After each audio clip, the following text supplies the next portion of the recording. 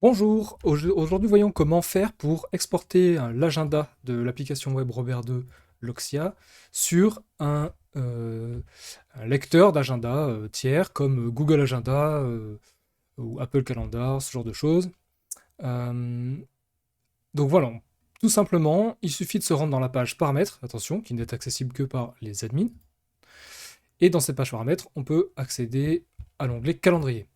Ici, il suffit tout simplement, alors lisez bien ici, ce qu'il faut savoir, c'est que les, quand vous allez activer l'accès externe au calendrier, il faut bien être conscient que toute personne qui dispose du lien vers ce calendrier pourra le consulter. Alors bien sûr, il n'y a pas de modification possible, mais n'importe qui pourra le consulter. Donc ça, il faut bien en avoir conscience et ne pas fournir le lien à n'importe qui. Donc là, il suffit de cliquer sur le switch oui non ici et sauvegarder. Une fois qu'on a sauvegardé, on a cette adresse qui apparaît, donc il suffit de la copier et tout simplement de nous rendre dans notre application agenda de Google. Ici on va tout simplement cliquer sur le petit bouton plus ici et faire à partir de l'URL. Ici on va tout simplement copier l'adresse ici qui a mal été copiée. Je recommence. Hop, voilà.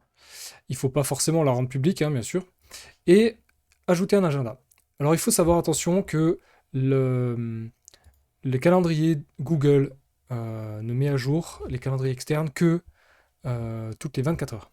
Ce qui fait que si jamais, après avoir importé votre calendrier dans Google, quand vous allez vous modifier ici, ajouter un événement ou modifier des événements, euh, ça ne sera visible sur le calendrier Google que le lendemain, en fait.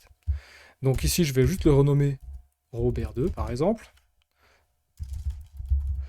Loxia. Et voilà. Et maintenant, quand je consulte ici Robert 2 Loxia, vous voyez que j'ai bien mes, euh, mes événements qui sont affichés dans le calendrier. Donc vous voyez, la conférence des chatons sur les 2 jours, 21 et 22 juillet. Donc voilà. Il y a la même chose est possible, par exemple, avec une autre application qui s'appelle avec Thunderbird, je veux dire. Donc la partie agenda en fait de Thunderbird.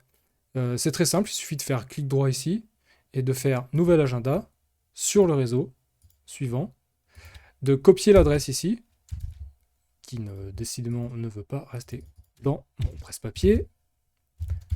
Hop, je la colle et je coche cette adresse ne donne pas d'identification de connexion. Quand je fais rechercher, il va trouver le calendrier, que je peux renommer aussi comme ça. Robert de Loxia. Hop, je peux lui donner la couleur que je veux. Hop, hop, et c'est bon. Quand je fais s'abonner, il va aller récupérer les infos sur l'adresse et nous afficher tous les événements. Alors bien sûr, si j'essaie de créer un événement ici, ça ne sera pas possible parce que c'est unidirectionnel, c'est uniquement en consultation. Par contre, l'avantage de Thunderbird par rapport à Google, c'est que je peux synchroniser quand je veux.